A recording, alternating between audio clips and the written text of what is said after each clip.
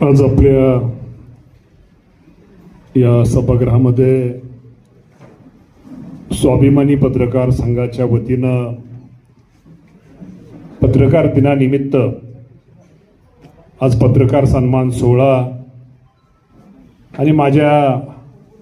लाडक्या बहिणींचा सोहळा आज इथं आयोजित केलेला आहे। खरं तर माझ्या अगोदर आता मी सगळ्यांची नावं मुद्दामून घेत नाही, सगळेच आदरणीय व्यासपीठ, आपल्या नगरीचे सगळे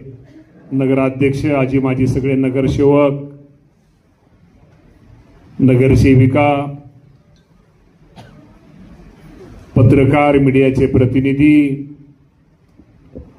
उपस्थित सर्व आमच्या नगरपालिकेच्या सगळे कर्मचारी, बंधू आणि भगिनींनो, पत्रकार दिनाच्या निमित्तानं माझ्या इंदापूर तालुक्यातील सगळ्या पत्रकारांना मी पहिल्यांदा शुभेच्छा व्यक्त करतो। आणि शुभेच्छा व्यक्त करताना माझ्या पत्रकारांनी या तालुक्यामध्ये मगाशी ढोलेसारखा भरत शेट का मला वाटतं वकील साहेब काहीतरी मकरे वकील साहेबांनी सांगितल्याप्रमाणे ज्या बातम्या आपण देतो त्या बातम्या हे आरशाप्रमाणे असाव्यात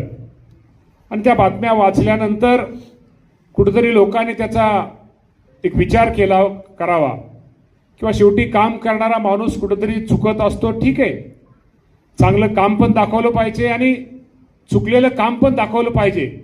आणि जिथं जिथं जी माणसं चांगलं काम करतात त्याची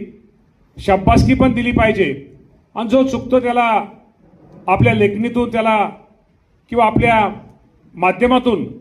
त्याचा पोलखोल पण केला पाहिजे। हीच खरं तर आमच्या सर्वांची माफक अपेक्षा माझ्या या पत्रकार बांधवांकडून आहे। खरं तर आज या संघटनेचे अध्यक्ष आमचे मित्र शैलेशजी काटे आता थोडे जरा वयाने थोडे थकलेले आहेत, म्हणजे थोडे थकलेले आहेत त्यांचं, आणि त्यांच्यावरती मगाशी राहुलनी भाषण केलं आणि अनेक त्यांनी मुद्दे मांडले। ही गोष्ट खरी आहे की सलीमजी शेख असतील, सुरेशजी मिसाळ असतील, सुरेशजी जकाते असतील, ह्या मंडळींची आठवण निश्चित प्रकारे आज आल्याशिवाय आपल्या सर्वांना राहत नाही। आणि आपले नगराध्यक्ष भरत शेट्टी सांगितल्यानंतर निश्चित प्रकारे मी या सर्वांच्या घरी